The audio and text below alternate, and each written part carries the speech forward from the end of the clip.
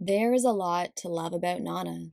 The neon-stained backdrop of Tokyo, the very attractive cast of characters, the enviable 2000s fashion with a healthy serving of Vivienne Westwood, the complex emotional ties between each character all combine for a reading experience unlike any other. But as any fan of Nana will tell you, this glossy facade hides a bitter ache of loneliness running through the series. It's a loneliness that only its writer Ai Aizawa can capture with her delicate artwork and poignant writing that makes moments in Nana hit so hard and feel so real. Which is why it's especially painful that Nana doesn't end. It just stops. Nana has been on hiatus since 2009 because its creator, Ai Aizawa, became unwell. I don't want to speculate on Yaizawa's health, but I can only imagine how difficult it was for her to make the decision to prioritize her health over her art. She has released some drawings in recent years, but a full-blown return to Nana seems unlikely. Yet, even with its imperfect, incomplete ending, Nana continues to capture the imaginations of fans new and old. Some of us hold on to the hope that Yaizawa will complete Nana and give us a canon answer to our many questions. But if you're like me, you'll probably read and reread Nana to fall back in love with its many charms, only to have your heart broken by the care Ai Aizawa has sketched into every panel of manga. Each time I visit Ai Aizawa's work, it feels like I'm meeting up with old friends, and I think the reason Nana continues to stay relevant is because its legacy goes beyond the fancy clothes, the rock and roll aesthetic, the 2000s nostalgia, the complicated relationship dynamics, powerful character writing, stunning art, or even the notoriety of its indefinite hiatus. Nana's legacy, even without its ending, is that Ai Aizawa has given us the greatest gift a storyteller can ever give to their readers. A story that feels real. It lives and breathes and moves even when we put her story down. A story that, even after years of reading, stays with you. A story that gives us, the reader, the power to ask, what if? Which is what we will be exploring as we talk about the end of Nana. As ever, I will be looking at these final chapters through a sapphic lens, which will unfortunately mean that I won't be able to cover everything in these final chapters.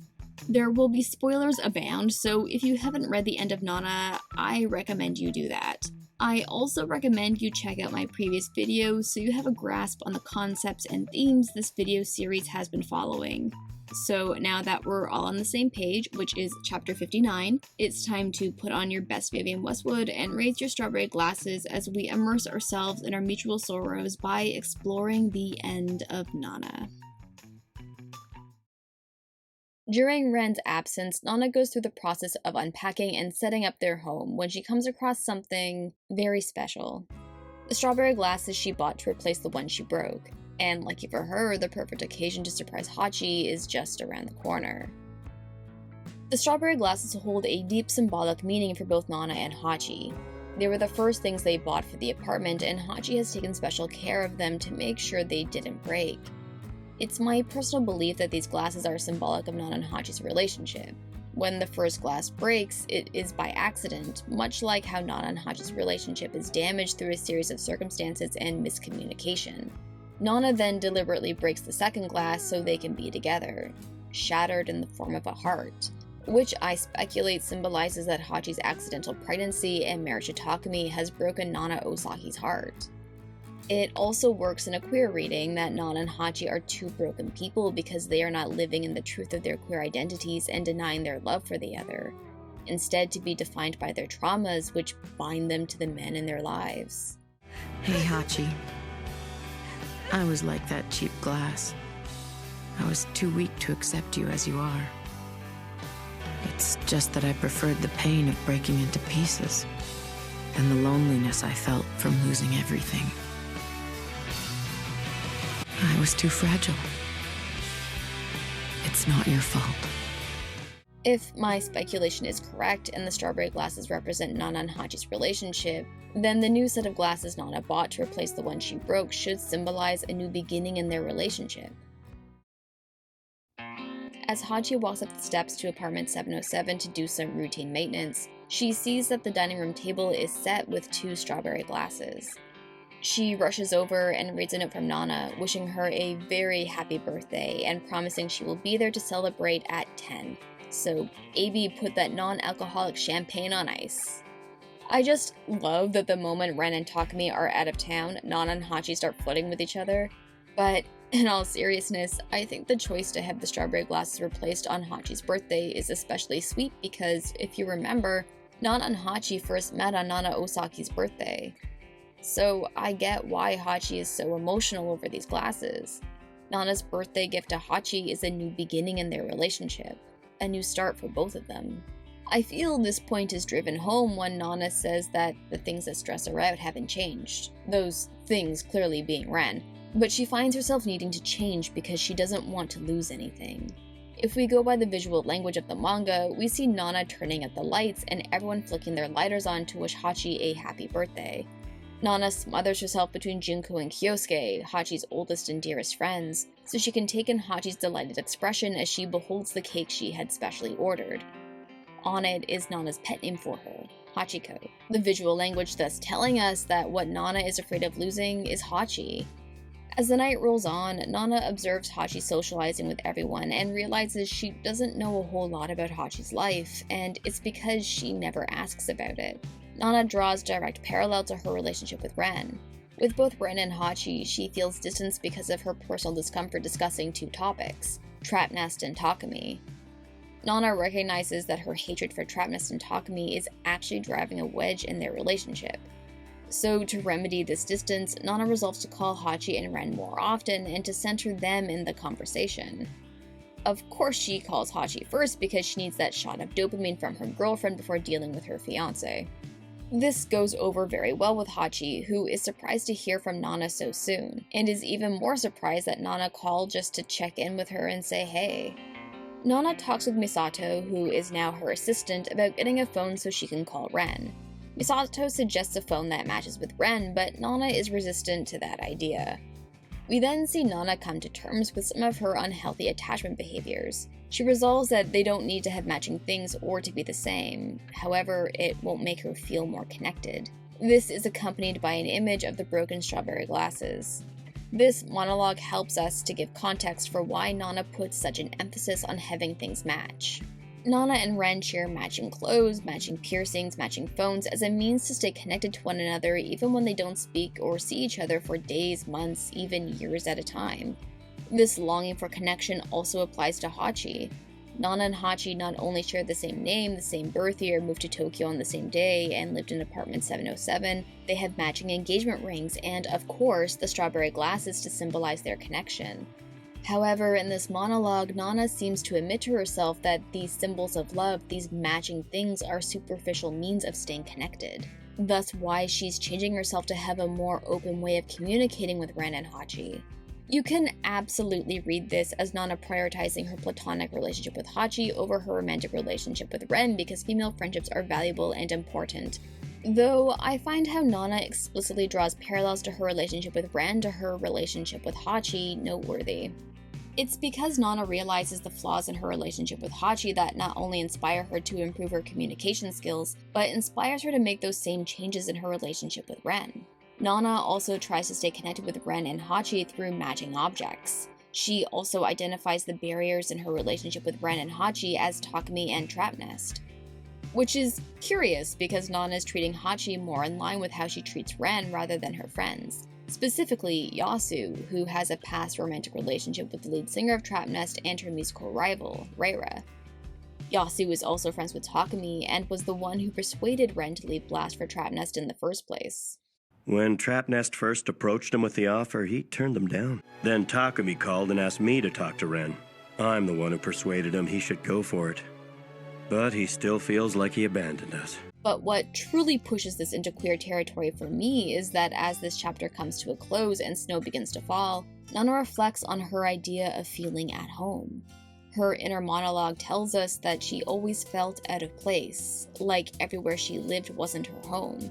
However, she liked living in apartment 707. Even though it lacked the comforts of a balcony or an air conditioner or an elevator, apartment 707 is the only home Nana has ever known. The one place where she felt she belonged. And that's all because of Hachi. This can be read as a truly beautiful manifesto on how female friendships are more powerful than romantic relationships. I see that reading. I understand its value and validity because, as I have tried to emphasize in all my videos, friendship in our society is undervalued, particularly in depictions of female friendships as deep, meaningful, and valid. But I think this chapter is a good example of how a queer reading of Nana doesn't take anything away from a platonic reading. It just adds something extra.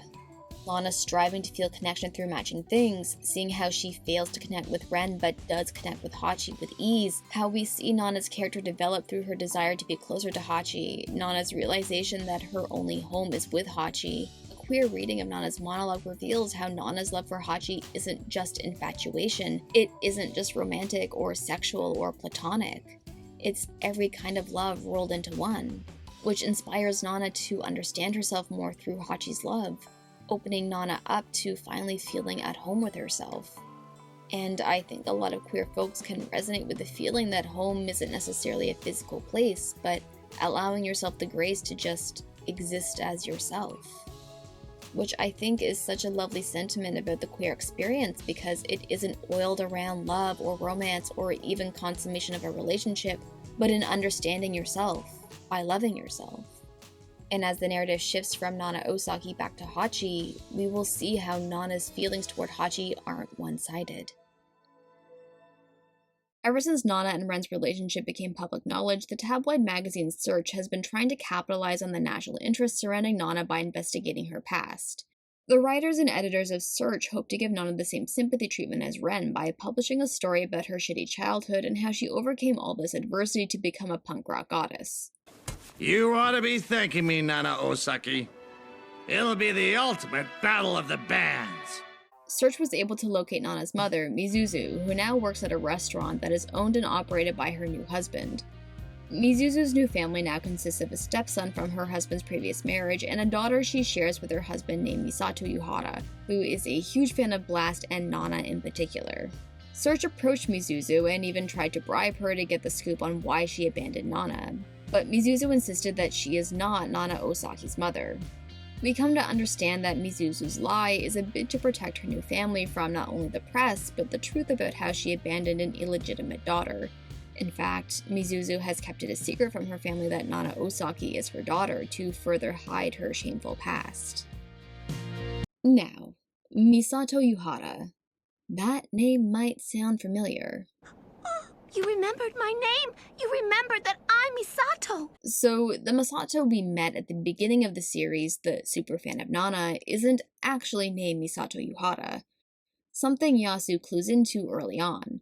Do you mind if I ask you a question? Okay. Misato Uehara, what is your real name? It's top secret. So she really does use a fake name. And she seems like such a good girl. I'll never understand women.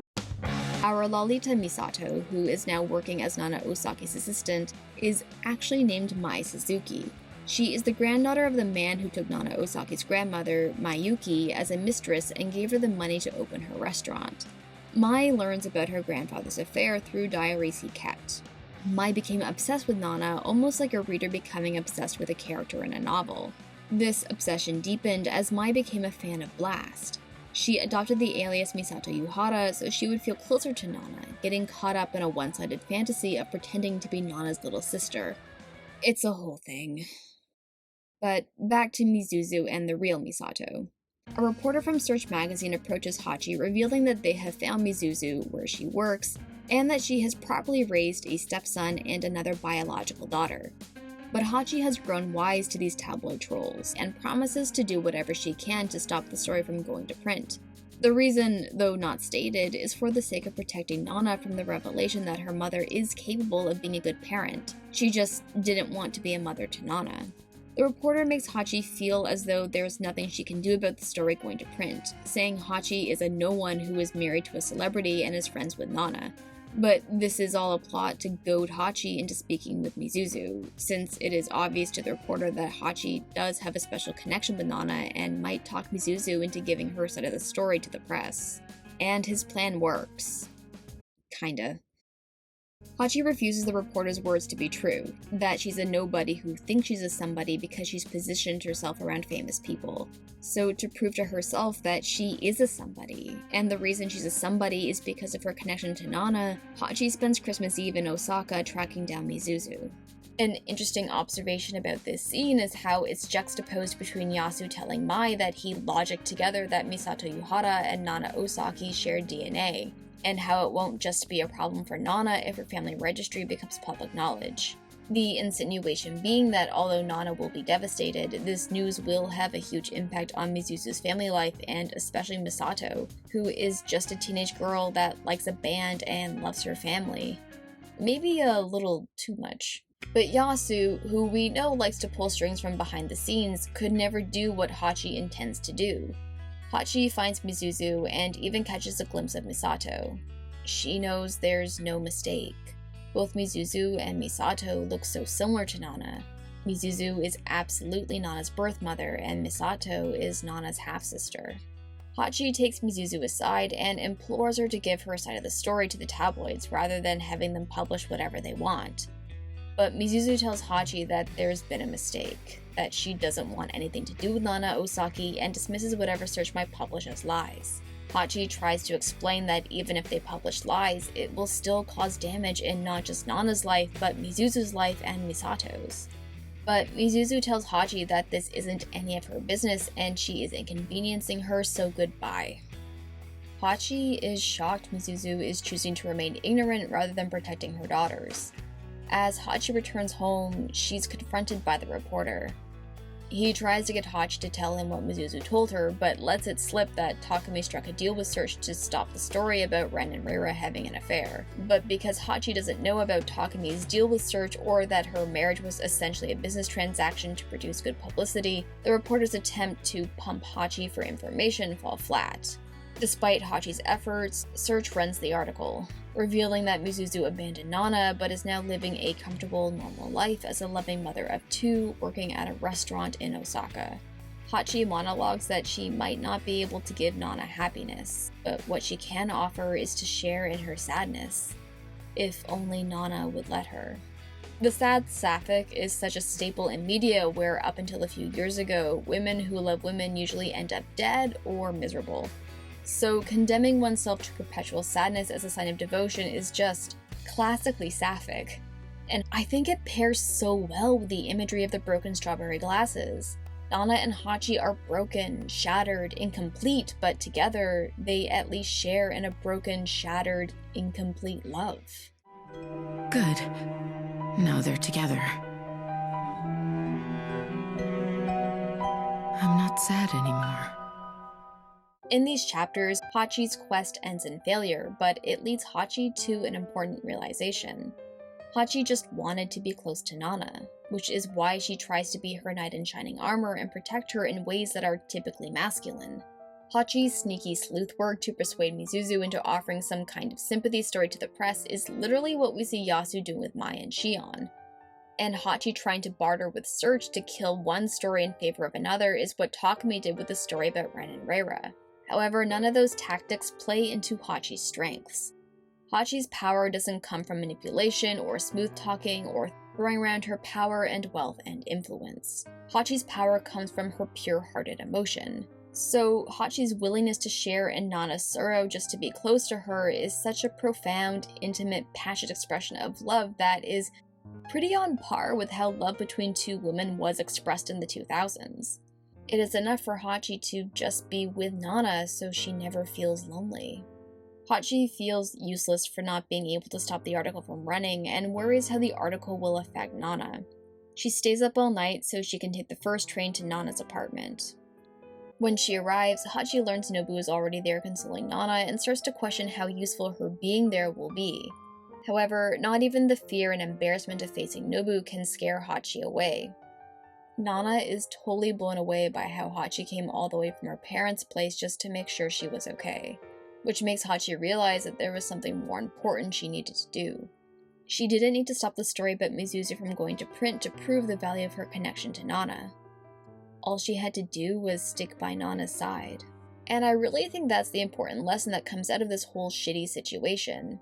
how true power, true friendship, true devotion, true love comes from just being there. Hachi constantly beats herself up for not being more than what she is. She's not pretty enough, not skinny enough, not smart enough, not ambitious, untalented, incapable. The list goes on and on. But if you've stuck with Nana for this long, you know that Hachi is a woman of tremendous substance, depth, and value. And that's because much of Hachi's attributes come from things that are traditionally considered feminine. But in our male-favored society, those are often considered lesser qualities. What I love about Yaezawa's work is how she shows how women are powerful, valuable, important by favoring qualities that are associated with the feminine. Hachi's cooking abilities, her unbridled emotions, her willingness to give time to the people she cares about are portrayed as the greatest weapons one could have in their arsenal. This is clear in Nana's previous monologue. The things that have helped Nana Osaki feel at home, the things that have helped her to truly feel like she can be herself have been born out of Hachi's feminine expressions of love and devotion. And I'm happy that Hachi, for at least a few moments, is able to recognize her value, her power, her self-worth by simply satisfying her desire of being with Nana. With Takumi and Ren attending to Trap Nest business in England, Hachi moves in with Nana, giving very... Well then, madam, let's meet again when your husband's not around. Nana and Hachi play house just like they did when they first moved in. They settle into a dynamic where Hachi takes on a domestic role, making dinner, cleaning the house, freeing Nana to focus on her music career. Both really seem to be manifesting the kind of life they've been chasing. Hachi gets to be the perfect housewife to an adoring and appreciative partner, while Nana can pursue her music career and be at ease with herself at home around Hachi. What's more, they have fun. Way more fun than they have with Ren and Takumi. The only time there's tension between Nana and Hachi is when they have to deal with their male partners. Like when Ren calls Nana to talk about the search article. Hachi feels like Nana and Ren have an intimacy that she lacks with Takumi, an intimacy she can never achieve with Nana. But we as readers know that Nana and Ren seem to be at their best when they're apart and don't have to deal with the other directly. In contrast, we see Nana and Hachi suffer when they're separated and how they thrive when they're together. They play, they bicker, they tease, they snuggle and fall asleep in the comfort of their mutual embrace. I am very aware that women can cuddle, hold hands, share a bed, even kiss each other as an expression of profound platonic connection. But it isn't only that these two ladies don't waste an opportunity to snuggle up in bed or hold each other while they sleep. While in bed with Nana, Hachi's inner monologue mentions that there are so many things she wants to tell Nana, but she isn't able to put those things into words because she's so warm and comfortable in Nana's embrace that she falls asleep. Of course, those unspoken things could relate to her unhappy marriage to Takumi, possibly her anxieties about Shin and Reira, or even what she learned about Ren and Reira spending the night together. But given the intimate setting, I don't think it's a stretch to imagine that perhaps Hachi is trying to pluck up the courage to tell Nana about her romantic feelings. Not just because we've seen Hachi have a moment of gay panic while lying in bed next to Nana and has fantasized about Nana topping. How does that work? I guess Nana would be on top. But because Hachi has reflected on her past relationship with Nana through a voiceover from some unspecified time in the future, and Hachi actually puts into words things that she never got to tell Nana alongside the memory of them in bed together. Looking back on it now, the way I felt about you, Nana, felt a lot like falling in love. Even though in many ways I was still a child, you helped me learn to fend for myself in the real world. With you, my life was full of sweet dreams, and it felt like the pure bliss of a first love. Unfortunately, this blissful time Nana and Hachi spend together is forced to come to an end. Ren returns from his trip to England, and Hachi makes herself scarce so the two lovebirds can reconnect. Oh, and I guess because Takumi is back in town too and demands her presence. Ren finds that Nana made good on his request to buy him his weekly Jump magazines. She even left him a note with a sexy picture saying she made him miso soup, which inspires the world's most punchable grin, because it reveals that Ren's whole speech about how "I'm not happy having you wait for me at home making me miso soup. It only works if that's what you want, and you're happy with that. Even if I made you, I just feel empty inside," was bullshit. Bullshit, bullshit, bullshit, bullshit. No drinks for me, thanks. Bullshit, bullshit, bullshit. He just wanted to make Nana feel like crap and have her stew in that feeling during his absence so that when he came home, she would feel so shitty that she would try to fix their relationship by doing what he wants despite her deep-set discomfort. Nana has been coasting on a cloud of bliss thanks to the work-life balance Hachi has given to her that she totally forgot that Ren was coming home. Nana slaps on a smile and turns into the perfect little house spouse. She asks Ren about his work in Trap Nest, makes them dinner, even draws Ren a bath while he reads his manga and drinks. Nana notes that things are going well. She's making conversation with Ren, and Ren seems to be having a good time. However, Nana conspicuously omits that she's happy or having a good time. Rather, her sexy little housewife routine comes off as an act, a flimsy facade she's putting on to placate Ren and to avoid further conflict or anxiety. My reason for this reading, minus everything we know about Nana Osaki, is that before she goes home to Ren, Nana says that she's nervous. Not because she's excited about seeing Ren, but because she feels like she can't make mistakes. That she needs to relax and enjoy herself so things will be okay. She even likens what she's about to do with playing a good show. If you have ever had the misfortune of being in an abusive relationship, you might be familiar with the sensation of walking on eggshells around your partner. Like if you just cater to whatever your partner desires, try to relax into the uncomfortable situation and pretend like you're enjoying yourself, you will avoid conflict. As for what makes Nana happy, Nana says it's having Hachi back in her life and blasts rising success, giving the impression that Nana can continue living this way as long as she keeps singing in Blast and playing house with Hachi while Ren is gone. These pages, for me, also highlight how much work Nana is putting into the relationship. Not only is she holding a full-time job, she runs errands for Ren that I'm sure he can easily outsource to his assistant. She comes home and immediately makes dinner, she cleans the house, draws a bath for her fiancé so he can relax after a long day at work, and centers her thoughts and actions on what would make him happy. They talk about England, about Trap Nest, about Takumi and Reira, the hot actresses that come to Ren's show, but when Nana mentions her big gig at Yokohama Arena and even asks if Ren will come to her show to talk some sense into Shin, who has been showing up late to rehearsals, Ren goes inexplicably mute. The one time Ren talks about Nana's career is when he teases her about becoming an actress and how hilarious it will be to see her on TV. Despite Ren failing to meet her halfway in the relationship, Nana has sex with him. Whether or not she changed the bedsheet since Hachi slept over remains a mystery. While Ren brings her to orgasm, Nana wonders if she would feel more fulfilled dying in Ren's arms or dying on stage. This marks the third time we have been inside Nana Osaki's inner monologue as she has sex with Ren. In the first, we hear Nana asking for a way to resist Ren. In the second, Nana is reminded of the sexual power Ren has over her in the wake of her attempt to end their relationship, to which Ren responds by choking her. Now, we have Nana debating what would make her happier, dying with Ren or dying on stage. In all three monologues, we never hear how much Nana is in love with Ren, how much she missed him, how amazing the sex is, or how this act helps to affirm their romantic connection. But we consistently get insight into Nana's disconnect from Ren and how she always feels this barrier to really give herself fully to Ren. In this most recent case, I don't think Nana is longing for death in the literal sense.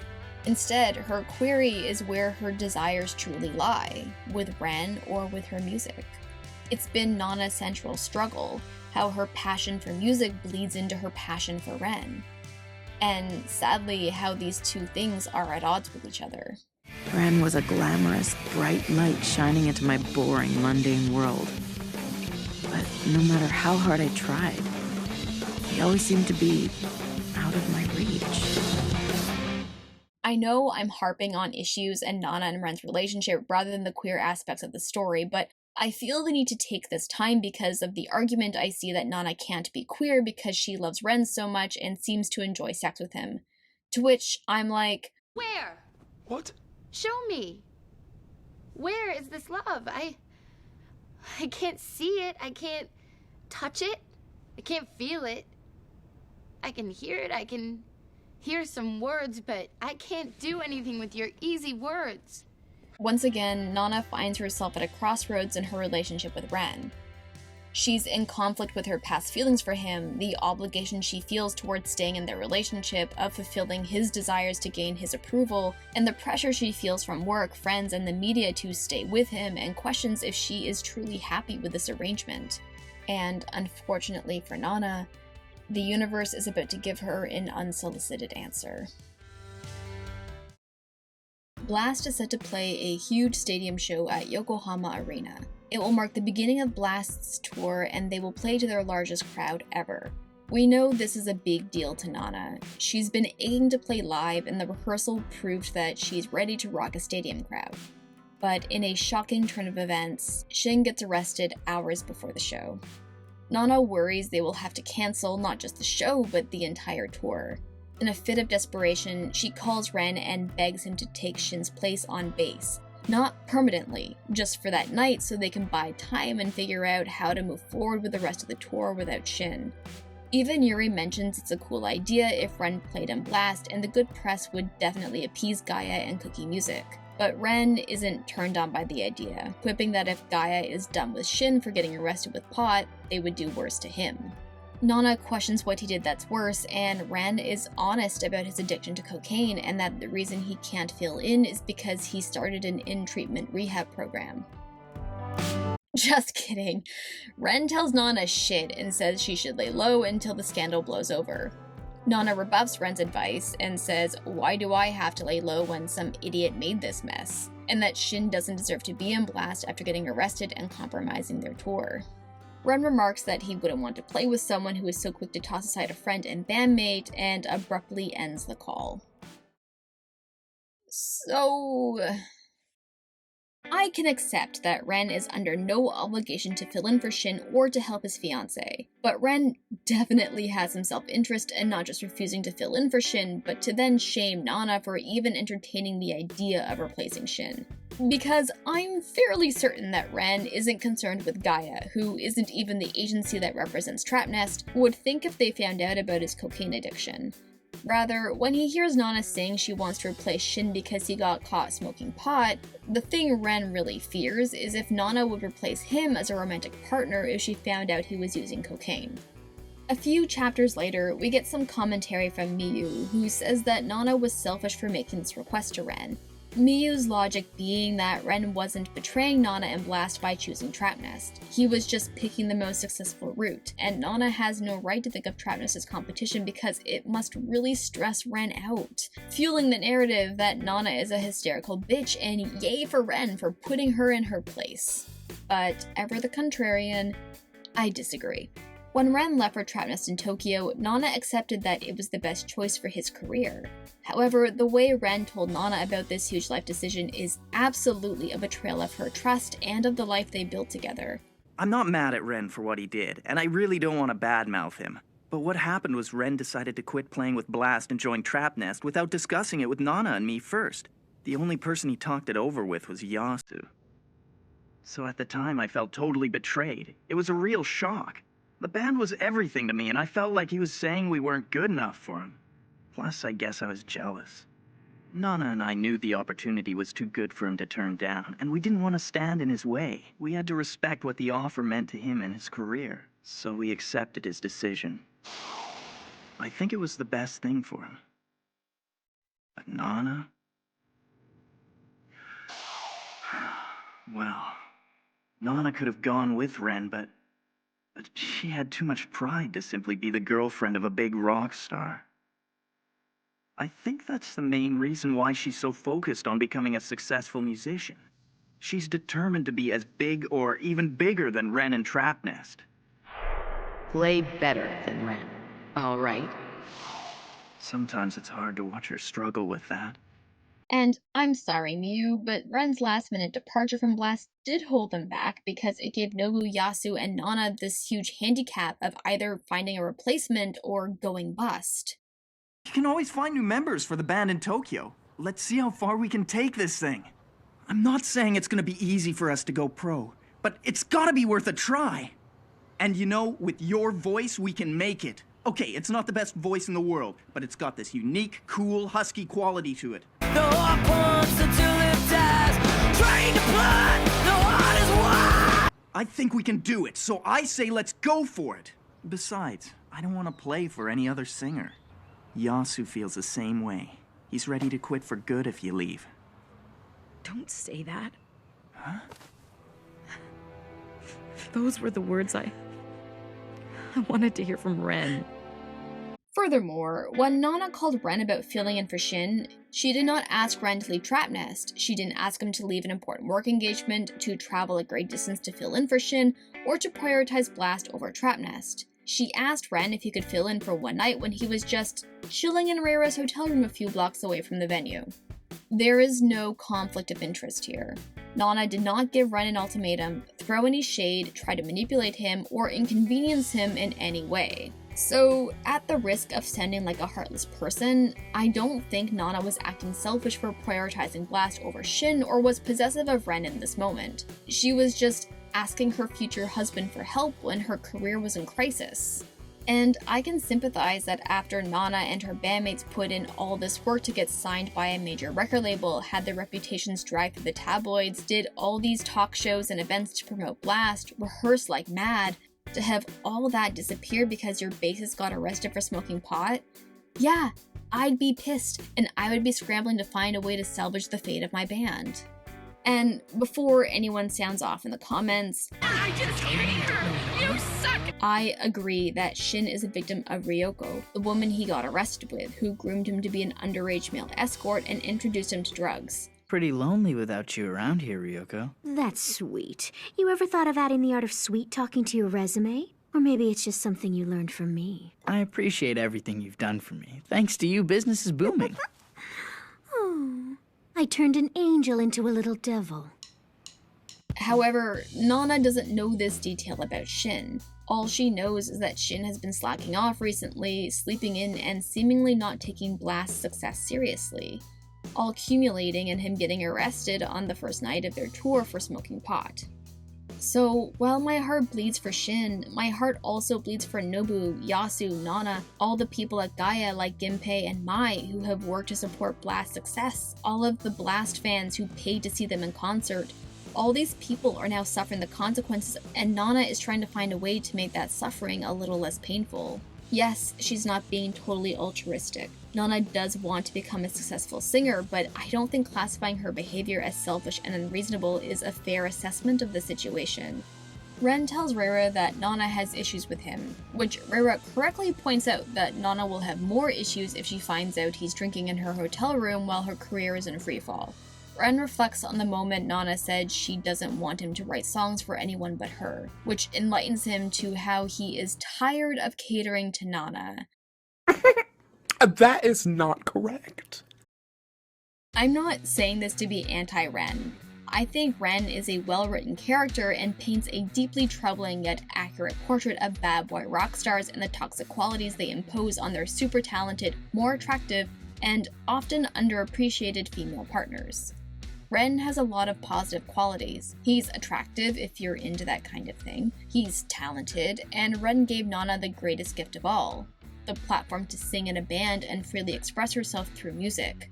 But I gotta ask, what is Ren bringing into his relationship with Nana? And how exactly is he catering to her? This is why I have been so fixated on documenting Nana and Ren's relationship.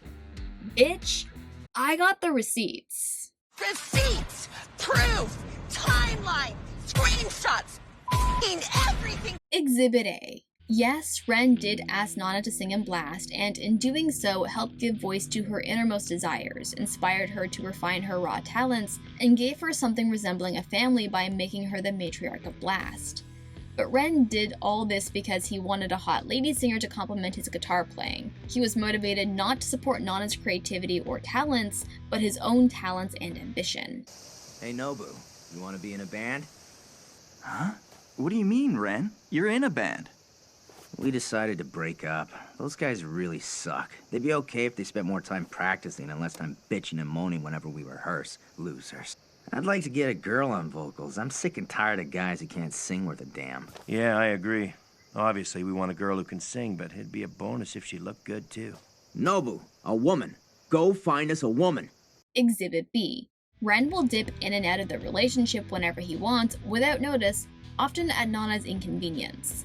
This often occurs during the middle of an argument or during an important discussion about their relationship.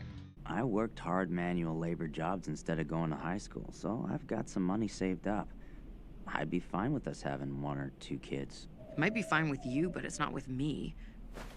Right now, I'd rather play music and have my own life. Nana, I'm going to Tokyo, so you can live your life however you want. When Ren dips back into the relationship, it's on his terms. He acts as though the argument never happened, and he fails to acknowledge any of Nana's criticisms. Let me go! I didn't come here to get back together with you! I missed you so much. Got my pride, you know, and I've got my own career ahead of me. I can't live with you like we did before. It wouldn't work. But I'd be into us getting together like this from time to time. Being with each other, holding each other, talking to each other.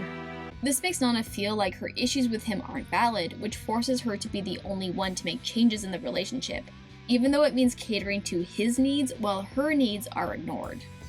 Exhibit C. Ren uses sex to control and manipulate Nana's behavior. In those days, I spent about half my time at Ren's apartment. But because of our schedules, we really didn't see each other much. And the times we were together, we just wanted to do it. So there wasn't a lot of time to talk about what was going on with us. But I thought that was for the best. That way we could avoid talking about things that made us uncomfortable. In fairness, we do not have access to Ren's inner monologue, but we have seen Ren on multiple occasions prevent Nana from talking about her frustrations in the relationship by deflecting with sex. What am I doing making this stupid soup? And in the middle of the night, too? Because it's my favorite. Fine, but...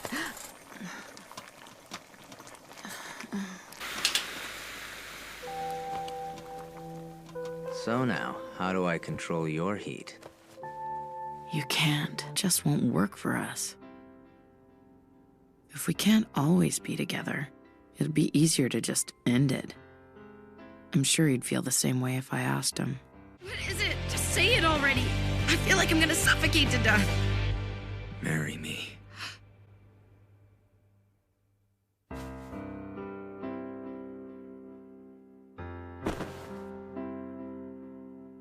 The most concerning moment is when Nana refused his proposal and he choked her until she passed out and almost died. Oh, I'm serious, Nana. I need to know. Will you marry me? No way. If you won't, I know I'll die. Then go die by yourself. No way. I'm taking you with me.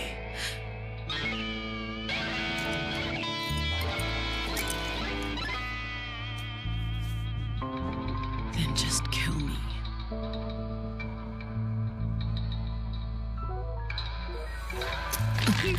But even moments like the miso soup scene or when Ren finally tells Nana he's moving to Tokyo, we see Ren deflect any negative feelings she might have toward him through sex. And then there's Ren's refusal to use contraception. Not only is this terribly irresponsible and disrespectful since it goes against Nana's explicit insistence that they practice safe sex, but Ren goes on to nag his girlfriend for taking her reproductive health into her own hands. Huh? Hey, how come you're on the pill again? Someone's got to be responsible. You want a kid that bad? Go find yourself another womb. You wouldn't mind me sleeping with someone else? You can be such a nice queen. You just realized that now? I'm gonna write a song for the lovely Rayra. You really ought to start wearing condoms. Yeah, right. Like you should talk. But I'm cool with it. In fact, I could go for the family life. But she's back on the pill again. Feminist. And it's all about what you want? If you are a straight man, if you have not had your vasectomy yet, I implore you to schedule that tomorrow. It's an outpatient procedure. It's super easy. It's reversible. You better get it done. It just acts as a way for Ren to put Nana down for taking control of her body. And it should be worth noting that just because Nana is on the pill, she is not protected against STDs and STIs, which is concerning because we know Ren has a sexual history outside of Nana. So, Exhibit D. Ren does not support Nana's singing career. Ever. Not in big ways like addressing the tabloid rumors that accuse Nana of using his fame to bolster her music career, and not when he could literally save her music career by filling in for Shin for one night. He also doesn't support her in small ways, like not coming to Blast's show or talking to Shin about his troubling behavior, like she asked, or by never complimenting Nana on her singing abilities or talents as a performer. And the reason for this is because, as Ren says with his actual words, he would prefer if Nana quit singing and only thought about him. And Exhibit E. We haven't seen Nana ask anything of Ren throughout their entire relationship other than, please support my career.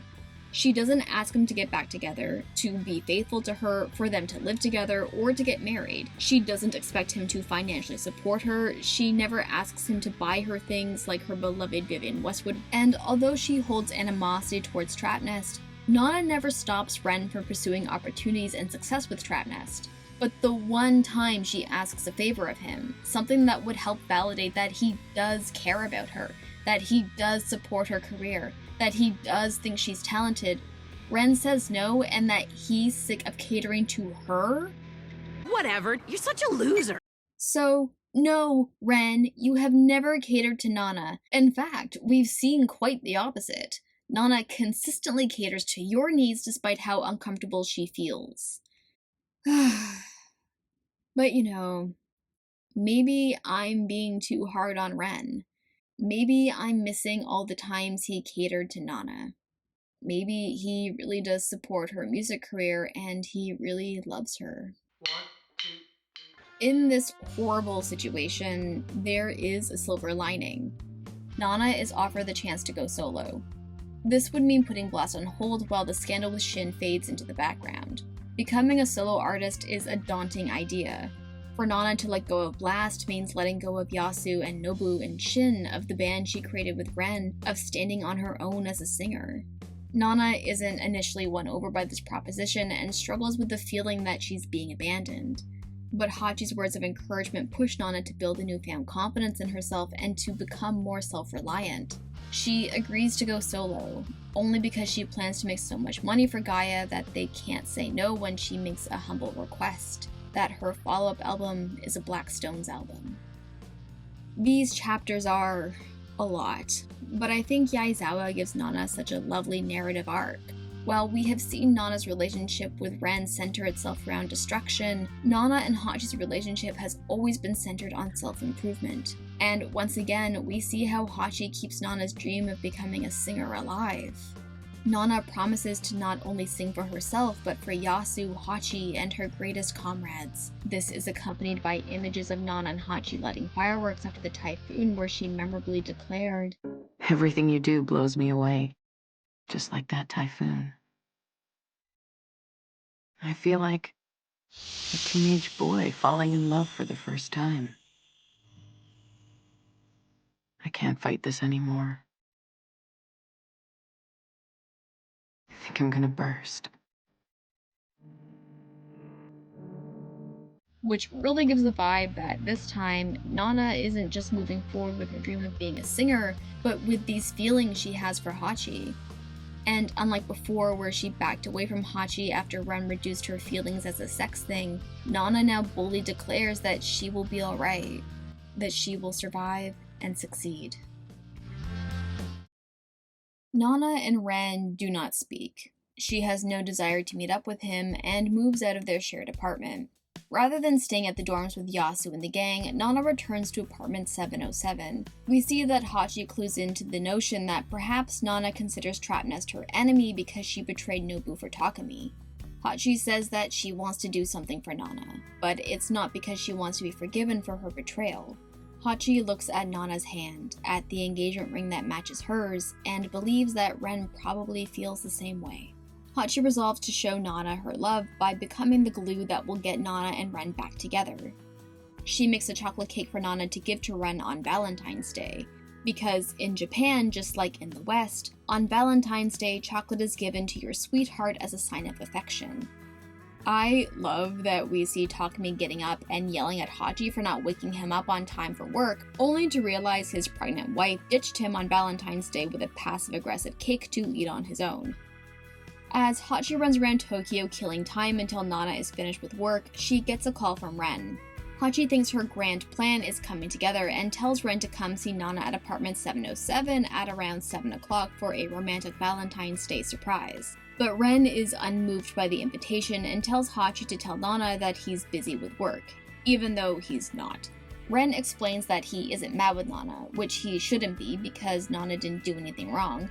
He simply doesn't want to see Nana because if they see each other now, they'll break up. Exhibit B. Ren will dip in and out of the relationship whenever he wants, without notice, often at Nana's inconvenience. This often occurs during the middle of an argument or during an important discussion about the relationship. So he's keeping his distance, letting things lie until Nana can see things more clearly.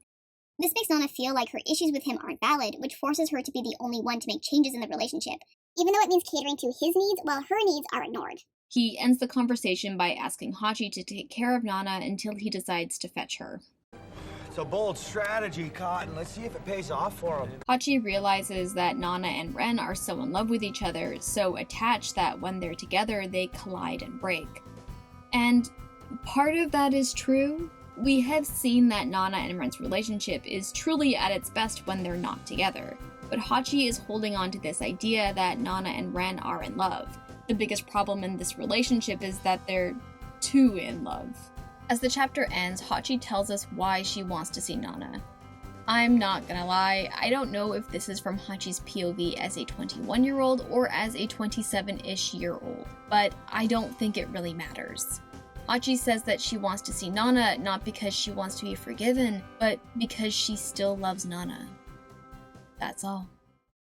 Poor Hachi worries that Nana will pull a Takumi and be a no-show, but Nana shows up exactly when she promised.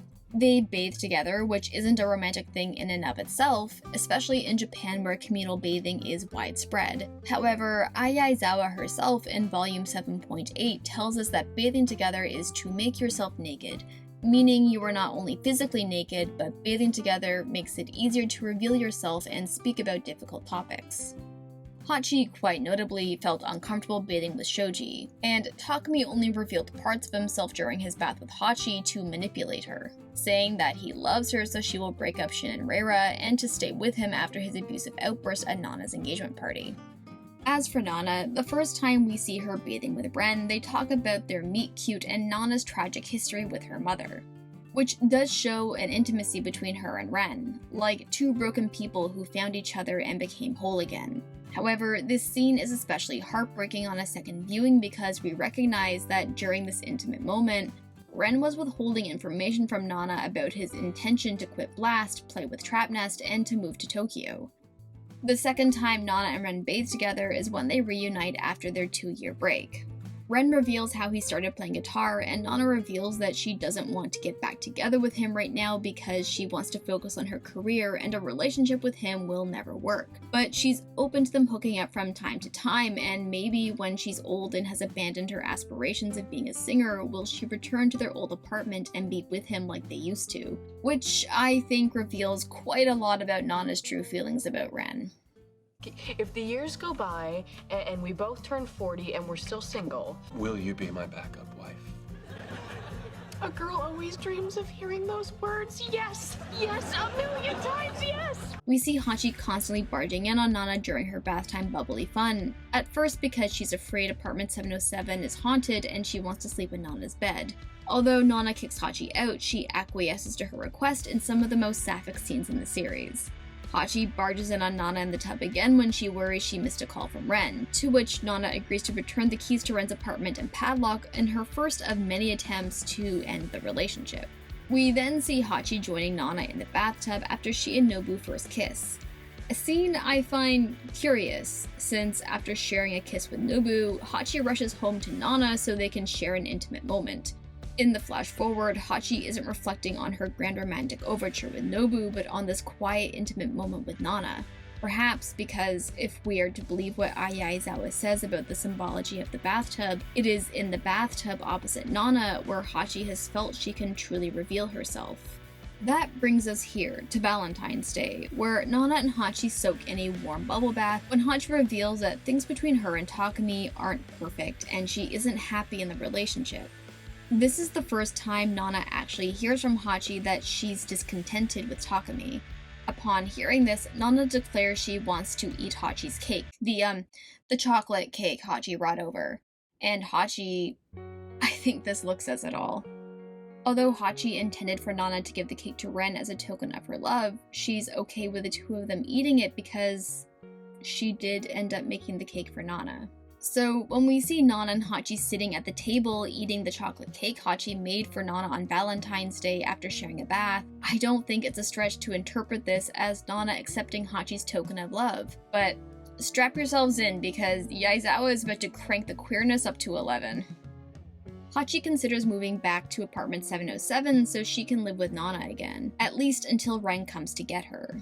But Hachi quickly dismisses her wish as something that would never work. Nana takes a minute to assess if Hachi is being serious. After careful consideration, Nana remarks that Hachi should move in. Hachi perks up and Nana adds, "Don't worry about your baby. I'll take care of you both." Hachi's reaction is pure sapphic gold. She blushes and wonders, just like all of us, if this is a proposal. And I think it is. I will never get mad at anyone who reads this as a platonic Valentine's Day, but between the two of them choosing to spend Valentine's Day together rather than their male partners, Hachi playing the housewife waiting for her partner to return home from work, the two of them having a bath together to strengthen their emotional bond, sharing a chocolate dessert on a day where giving chocolate symbolizes romantic affection, Hachi making the revelation that she wants to live in apartment 707 with Nana, Nana declaring she will be the father to Hachi's child, and Hachi saying she wants to see Nana because she loves her? I mean, the queerness isn't even subtext at this point. But what I love most about this moment is the profound character development we see in Nana Osaki. The reason Nana is so fixated on becoming a successful musician is so she can steal Hachi away from Takumi and buy Hachi her dream house where they can both live happily. However, finding out that Hachi was pregnant brought up a mess of complicated emotions. Emotions about her personal feelings about motherhood, the possibility that the father could be her arch nemesis Takumi, and her feelings of abandonment from her own mother. And if you are reading this pivotal moment with a sapphic lens, Nana is also struggling to come to terms with her feelings toward Hachi and how this pregnancy impacts that. As Nobu so profoundly stated, "What's wrong with you anyway? If you want this so much, why don't you become the father?" But I doubt she could ever love a child that belongs to Takumi.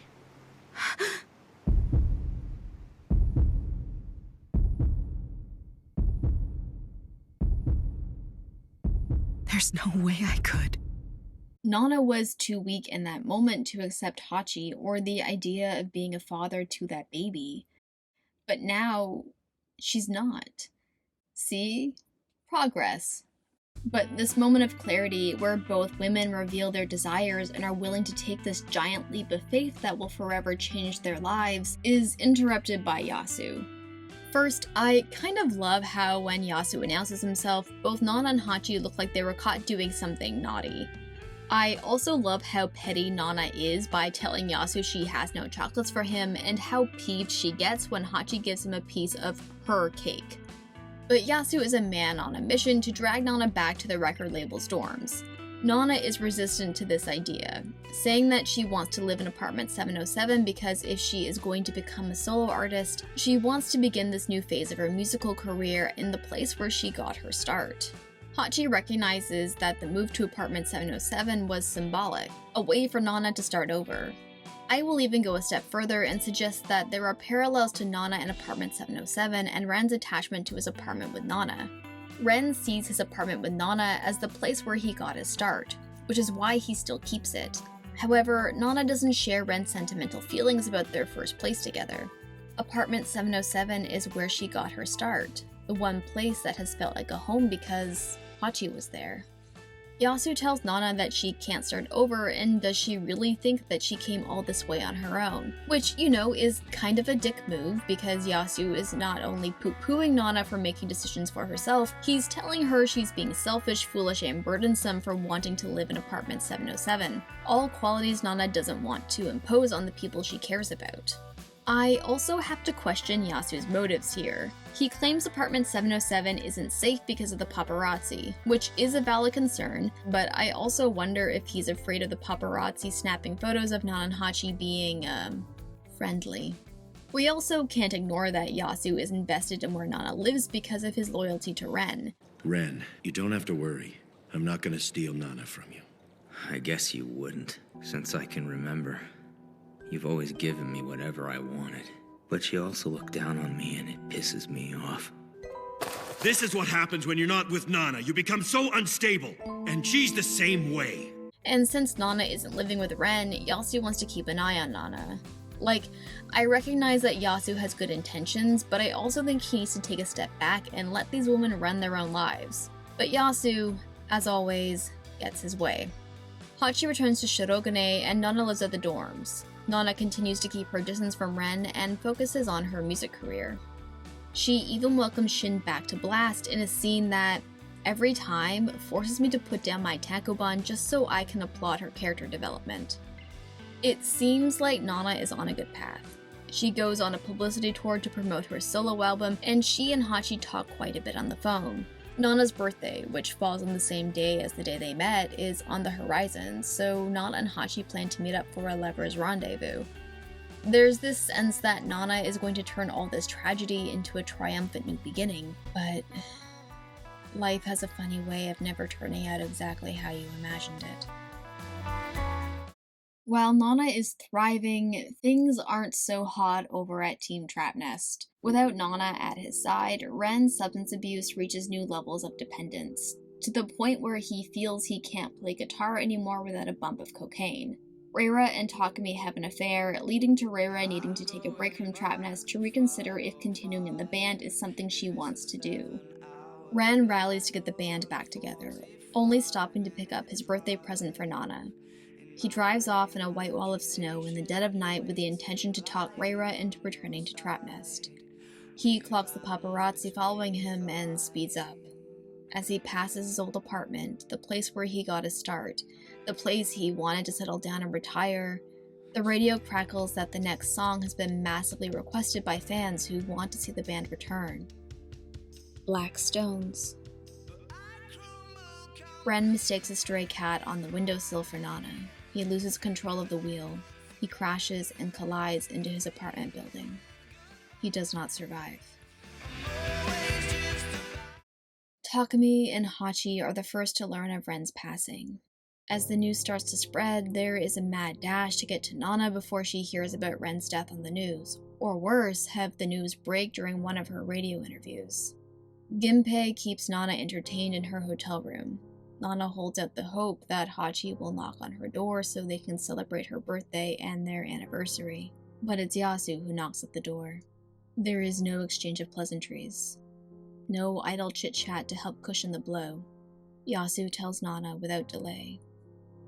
Ren is dead.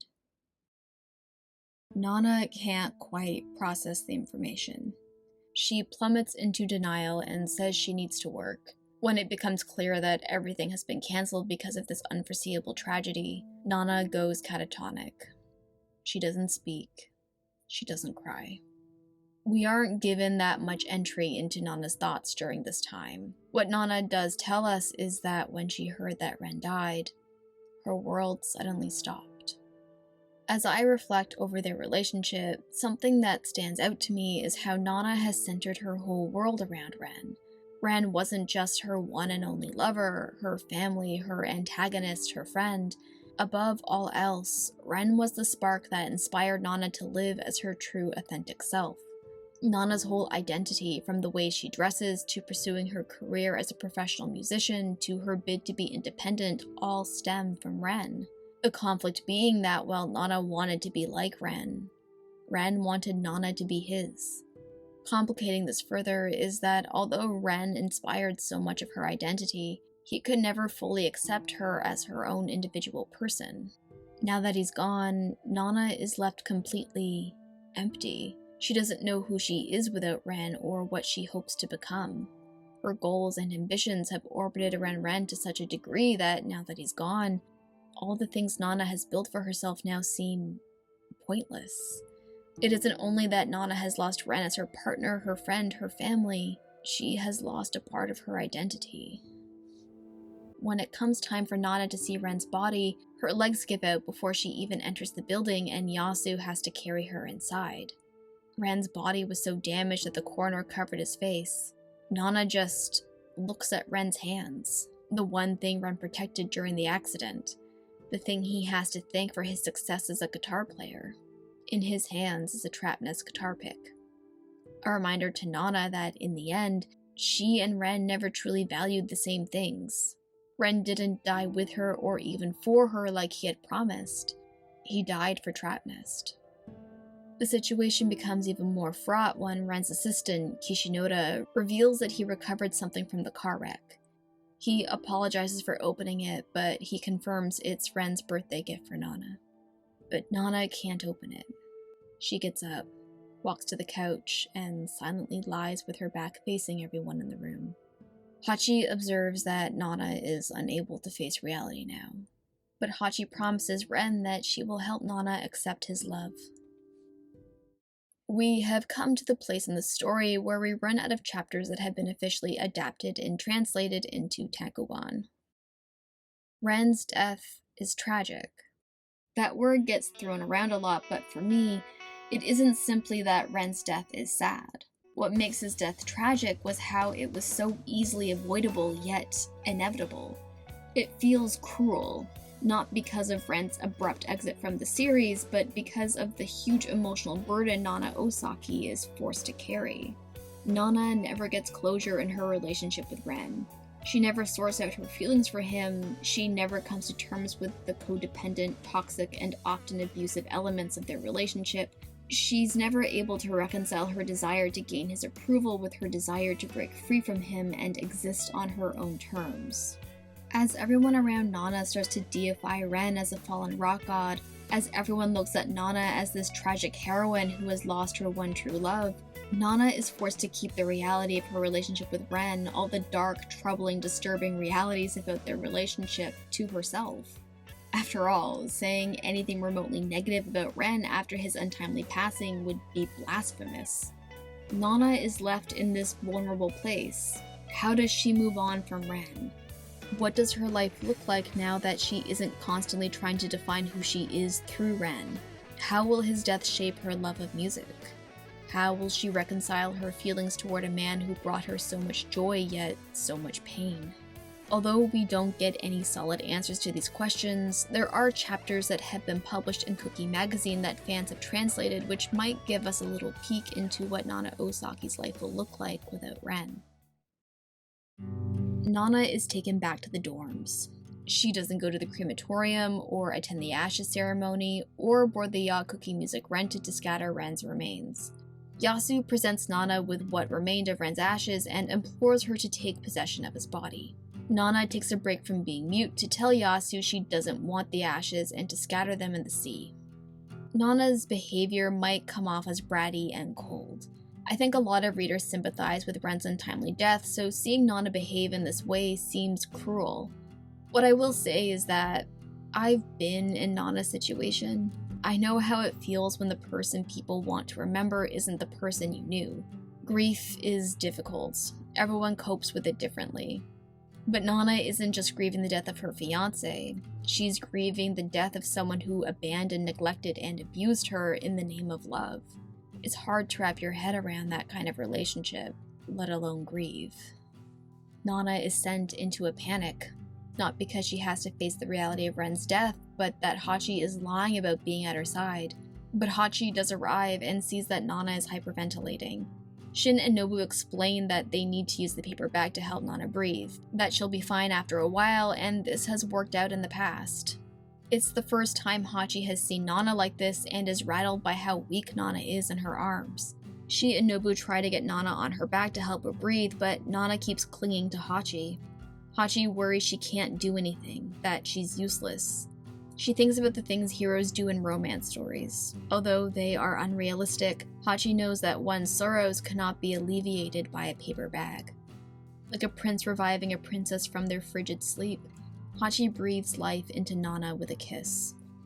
For the record, I think this translation is incredibly beautiful and, well, super gay, but there might be a bit of wiggle room for interpretation that could make it less gay. But regardless of the translation, the images accompanying the scene depict Hachi tenderly holding Nana, giving her mouth-to-mouth resuscitation with a delicate, passionate embrace as the menfolk with their paper bags and medical logic stand useless and idle. It's clear from Yasu's knowing smile that it's Hachi's dedication, her affection, her presence that will breathe new life into Nana. In the final page of the chapter, Hachi continues to say that, at the time, she promised to gladly sacrifice everything to protect Nana, but she failed to fulfill that promise. After the attack, Hachi observes that Nana, at some point, moved her engagement ring to her right hand. Although we can naturally assume the engagement ring symbolizes her internal love for Ren, both Nana and Hachi view their matching engagement rings as a symbol of their connection. So while I do see this subtle movement as Nana not being ready to totally let go of Ren, I also think the reason Nana can't let go of this ring is because it symbolizes her connection to Hachi. Hachi notes that this movement of Nana's engagement ring made her realize that there is no future she wants for herself if it means abandoning Nana. Hachi stays with Nana at the dorms, however, Nana does not visit Ren's shrine and has resumed her vow of silence. Hachi and Nobu have a moment where they pray to Ren. They talk about the name Ren picked out for the baby, Satsuki, and agree it would be the perfect name. In a heated moment of sorrow, Hachi and Nobu have an impassioned hug. Hachi thinks about Nana and Ren and all her regrets. She thinks back to the first time she heard Nana sing and vows to be by Nana's side forever, and Nobu can do whatever he wants with her. I know a lot of Nobu and Hachi fans will be happy to see this scene, but I find all this irksome. Because Hachi is thinking about Nana and all the highs and lows and regrets of their relationship, and she's willing to allow Nobu to use her to help ease the pain of those regrets. She's back to using Nobu to get closer to Nana and is allowing Nobu to use her as a conduit for his residual anguish over their ill-fated relationship. But when Nobu goes in for a kiss, Hachi pushes him away. This is because Nobu has a girlfriend, Yuri Kosaka. Remember Yuri, the gorgeous adult film star? Oh my god, she's the hottest chick I've ever seen! Hachi doesn't want to hurt Yuri the way that she's been hurt by cheating men, which I find so wise because we see Hachi has actually developed. Rather than trying to please a man, Hachi instead thinks about Yuri's hurt feelings. She's setting aside her guilt about Nobu and she isn't letting Nobu use her to make himself feel better. This rejection spurs Nobu to scold Hachi, asking why she even came to his room if she didn't want anything to happen and demands that she stop throwing his feelings around. That's right. Nobu blames Hachi, the pregnant woman married to another man, for throwing his feelings around and guilts her for not kissing him back. He's an asshole. But I don't need to go off on Nobu because Nana bursts in and gives Nobu a crash course in how to treat a lady. Nana reprimands Nobu for making moves on a pregnant wife when he has Queen Yuri Kosaka screwing him every night. This marks the most words Nana has said since Ren's death, and it's to protect Hachi's honor. And, you know, maybe because Nana didn't want the lips that kissed hers to be kissing Nobu. But Nobu is all like, it's all good because he still has feelings for Hachi. I love you, bitch. Oh my god. I ain't gonna never stop loving you, bitch. So Nana punches him. I'm not advocating for violence. Nana punching Nobu is wrong, but this moment was a little cathartic for me. I don't believe in the glorification of murder. I do believe in the empowerment of women. Nobu going all, well, what did you expect? It's your fault for throwing my feelings around is a turd thing to say. The one good thing to come out of Nobu's sleazy love confession is that we finally see Nana refusing to back away from her affections for Hachi. Nana tells Hachi to forget about Nobu. Hachi starts to cry, blaming herself for making Nobu cry, but rather than consoling Nobu, Hachi embraces Nana. When Shin ruins this poignant moment by pointing out that Nana has finally come to visit Ren, Nana says that all men should just die, which, look, isn't the most PC thing to say given the circumstances, but with the amount of crap these ladies put up with from men, It just really makes me happy that they at least have each other. Hachi talks with Miyu about staying at the dorms and her situation with Nobu. She knows the best thing for Nobu would be for her to leave, but even if she went home, Takumi wouldn't be there because he's tending to Reira, who has become unwell in the wake of Ren's passing. What's more, Hachi can't bring herself to leave Nana, so she just wants to leave things as they are, even if it means Takumi and Reira become closer. She remarks that what she and Takumi do to each other is always similar in some way, though it's unclear if within this parallel to Takumi growing closer to Reira, if Hachi is referring to her growing closer to Nobu or Nana. This brings us to the next chapter, the final chapter. Nana and Nobu have settled into a harmonious dynamic. She's back to talking, and she's even singing, with Hachi of course. Yuri notices that Nana has improved and asks if Hachi is going to leave the dorms and go back home, which instantly silences Nana. Nobu goes to have a private word with Yuri, leaving Nana with a horrible thought. You don't need her to be by your side anymore. So, yeah, that's it. That's the end of Nana. Hang on a second. There's a few more chapters. Chapters that take place when the characters are a little bit older that I really haven't talked about yet. Dispersed throughout Nana are scenes that take place in some unspecified time in the future. In these scenes, we learn that Blast never reunited. Nobu is working at the family inn and also works at a club where bands who were inspired by Blast and Trapnest play. Shin works in the entertainment biz, but as an actor. Mai Suzuki, or Lalita Misato, works with Shin as a kind of agent/assistant. It's unclear if Yasu went back to practicing law, but he seems to be doing well and is still in a relationship with Miyu. Junko and Kyosuke are still together, and Junko seems to have made good on her promise to stop giving Hachi unsolicited life advice, though she does encourage Hachi to divorce Takumi, which I think we can all agree is pretty good advice. Takumi is living in London with his and Hachi's oldest child, their son Ren. What Takumi is doing there, we don't know. We can intuit that after Ren's death, Reira has refused to sing publicly. Well, that's not entirely true. Reira does sing, but only when Ren plays his guitar for her. But it would seem that Trapnest has disbanded and hasn't released any new music since Ren Honjo's passing. As for why Hachi isn't living in London with Takumi and Ren, according to Naoki and Takumi, Hachi refuses to leave Tokyo because she still hopes Nana will return. Hachi splits time between her Shirogane penthouse and apartment 707.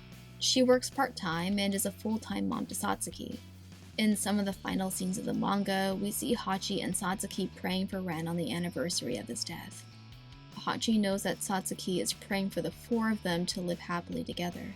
However, Hachi mentions that Ren wouldn't know how to make that happen. The only way Satsuki will be reunited with her father and brother is if Nana returns. Nana Osaki's absence lingers over every character. Hachi mentions that Nana left everything behind in her room. Her guitar, all her beloved Vivienne Westwood clothing. The only thing Nana did take with her is her key to apartment 707. Nana has disappeared. We aren't given a reason as to why or where. But one day, Hachi walks into the apartment building she once shared with Nana. She checks the mail and is met by Shin, who walks her up to apartment 707. Since Nana still has her key, Hachi hopes that when she opens the door, Nana will be there, waiting for her. And yet, every time Hachi walks through that door, she's met with emptiness. Hachi goes through her mail and finds an unmarked package. Thinking it could be from Nana, she opens the envelope. Her eyes go wide, her breath goes still. Shin reaches for the contents of the package, but Hachi bursts into tears and her wrists go weak. Photographs spill out of her hands into a waterfall of images of an elegant woman with long blonde hair singing at some underground club. The engagement ring on her left hand that matches the one on Hachi's, the lotus tattoo on her arm confirms that this is Nana Osaki. Hachi plays the cassette tape that came with the photographs. Along with the warblings of English accents is a wildly raspy, wickedly dark singing voice that could only belong to Nana Osaki. The mysterious sender also included a photograph of the club where Nana performs. Hachi begs Takumi to look into this, and it's confirmed that Nana Osaki is in England. This was before you could just Google the name of a bar, so Takumi and Naoki are having some difficulty tracking down Nana's exact location. What we, the readers, know is that Nana lives by the sea. Her monologues reveal she is broken and defeated. All this time, Nana has been unable to move from the place she has fallen out of fear, embarrassment, and shame. The last thing we hear from Nana is that she senses a change in the wind, a subtle shifting of the seasons. Her birthday is around the corner, and this year, Nana is going to get herself something special. A one-way ticket to Tokyo. I won't need anything but my guitar and a pack of cigarettes.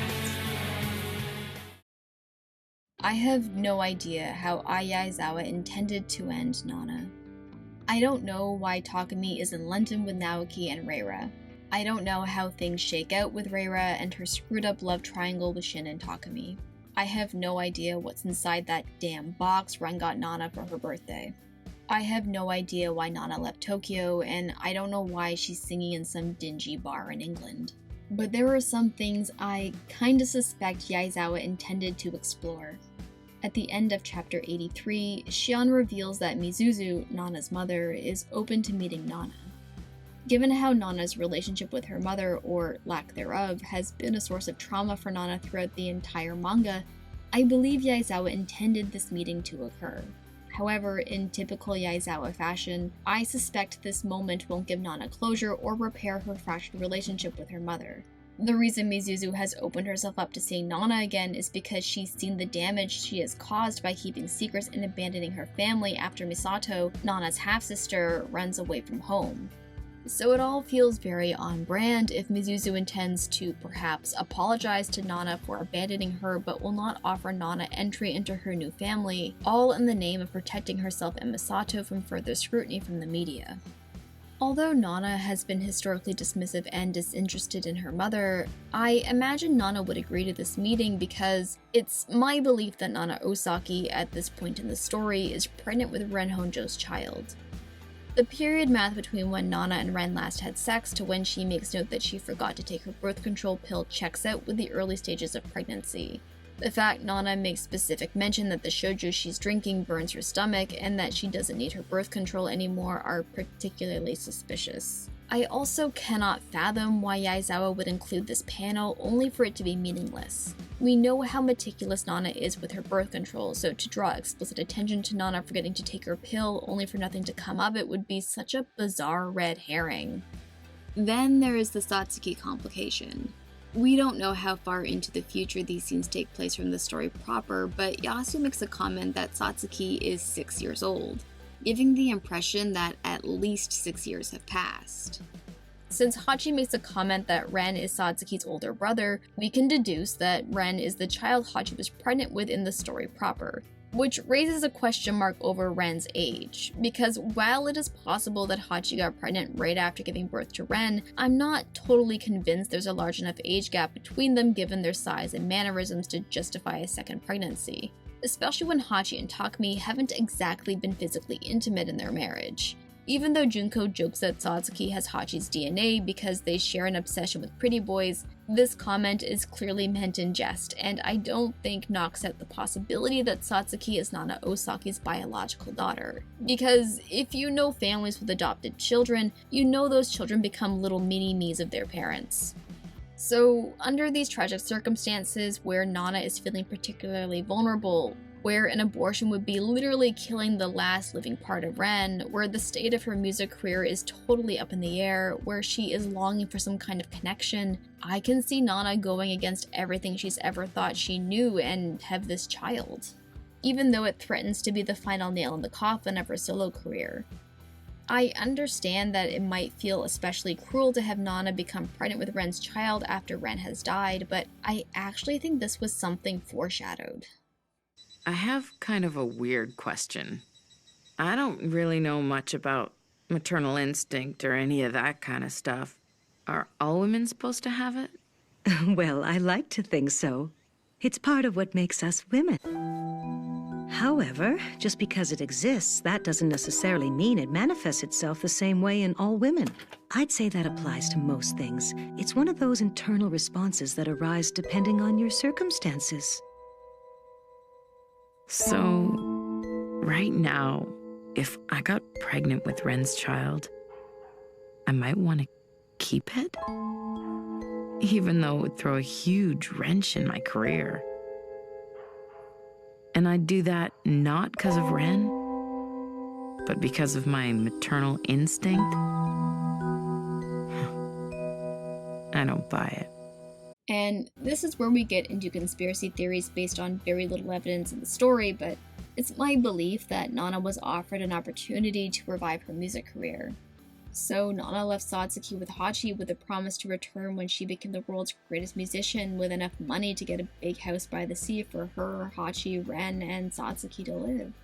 However, Nana could never manifest fame and fortune, which is why she hasn't returned. She doesn't want to return to Hachi and Satsuki with nothing but broken promises. My terribly flawed logic is based on how we have seen that time and time again, Hachi will put up with Takemi's abuse, his neglect, his infidelities, but when it comes to Nana, Hachi does not compromise, which is why she stays in Tokyo with Satsuki, waiting for Nana to return. I know there are other theories. I know some believe Hachi won't ever leave Takemi. I know some believe Hachi will end up with Nobu. I know some feel that the way Nana ends is kind of perfect because it's an ending that speaks to the tragedy of Nana. That how, in life, we make connections with people that don't stay in our lives forever, but their memories will forever hold a special place in our hearts. If any of that resonates with you, I think that's great. I wish I can look at the final chapters of Nana and feel that way. But I can't because I know this isn't how Aizawa wanted Nana to end. And maybe I'm a fool here, but every time I pick up Nana, I don't see a story that's tragic. And I'm saying this as a bona fide tragedy whore. You're one of those misery chicks, always moping about what a cruel world it is, making a big deal about it so people won't notice you're a loser. Nana is a story where, yes, bad things happen. Yes, characters make bad decisions and fall victims to past mistakes. And for every time we see our heroines take one step forward towards self-improvement, they quickly backslide into bad habits. Yet despite all this, what I see in Nana is a story about people trying to overcome their pains and traumas. Unfortunately for Ren, we never see him overcome his addictions or his unhealthy attachment toward Nana. But we see some hope with Shin, who, after his arrest, seems to have straightened out his life and forged a stable career as a working actor. And I'm happy for Shin. He seems to have finally let go of Ryoko and Reira and is on a good path. It seems like Yasu has established some personal boundaries and is no longer playing psychiatrist to everyone. Perhaps Junko helped him realize that he shouldn't give advice to people when he doesn't know their internal lives. I know that everyone's different and there aren't really any right answers. I just tend to go off about things like I know everything. I'm partly responsible for this mess and that really sucks. From now on, I'll never give another piece of advice to anyone about their relationships. Even though I have no idea what Aizawa envisioned for the end of Nana, the one thing I do know for certain is that Nana Osaki will return to apartment 707. And when she does, it will mark a new beginning for her and Hachi. I know there are a lot of Hachi and Nobu shippers out there, but we see Nobu and Hachi interact in the future scenes multiple times, and he hasn't given Hachi the push she needs to leave Takemi or to change her doomed situation. Stranger things have happened. Yaezawa did have Miwako end up with Arashi in Paradise Kiss, which I have a lot of feelings about. But realistically, Nobu and Hachi dated for a handful of weeks over 6 years ago.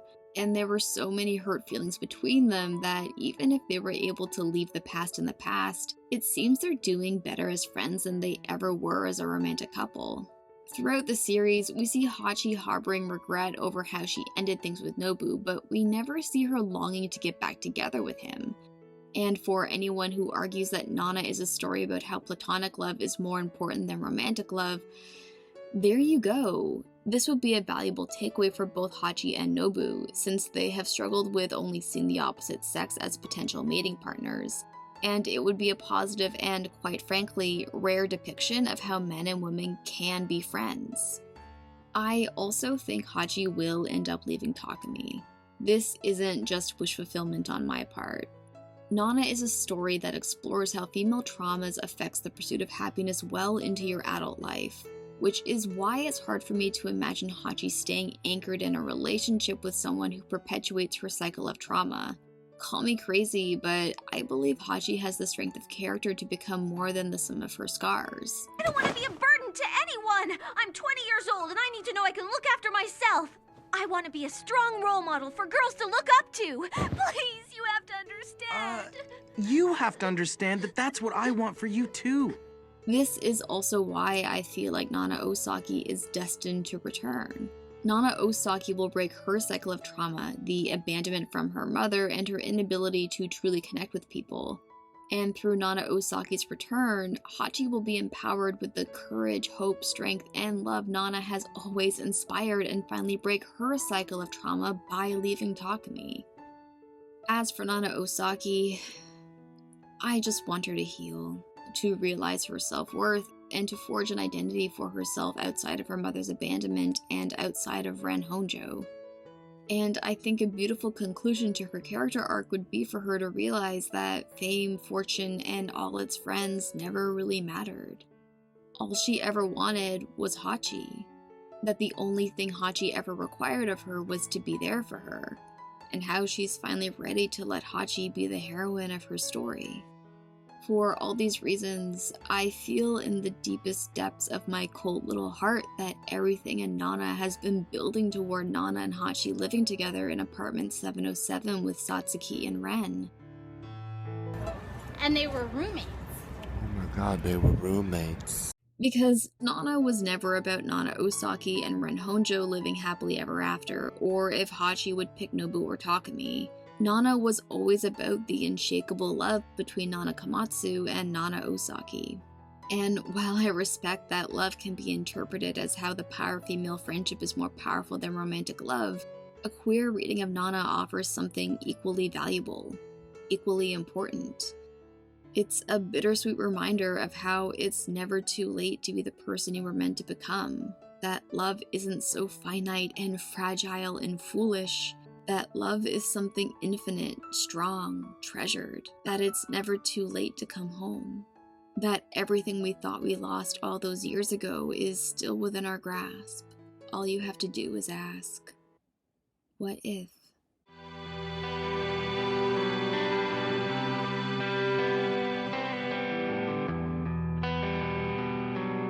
Hey, Hachi.